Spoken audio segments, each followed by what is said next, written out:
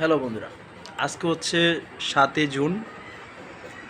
আজকে পবিত্র ঈদ, মুসলিম ভাইদের কোরবানি ঈদ এবং হিন্দুদের পবিত্র একাদশী। আজকের একাদশীটা নির্জলা একাদশী, নির্জলা পাণ্ডব একাদশী। তো একটি অন্যরকম একটি মোমেন্ট হচ্ছে কি, আজকের দিনে যারা হিন্দু আছে তাদের মানে ব্যাচেলার, যারা অন্য জায়গায় কাজ করে, বাড়িতে যারা আছে তাদের তো নাই বললাম, যারা ব্যাচেলার, যাদের রান্নার ব্যবস্থা নেই, তাদের ক্ষেত্রে কী হবে, আজকে বাইরে কোনো হোটেল, কোনো রেস্টুরেন্ট খোলা নেই।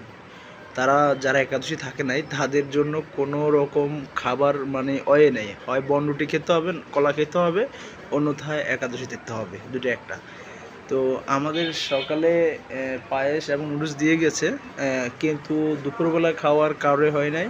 এখন তারা হোটেলে গিয়েছে, দেখি কি হয়। তো সবাইকে ঈদ মুবারক, আর সবাইকে একাদশী শুভেচ্ছা, ধন্যবাদ।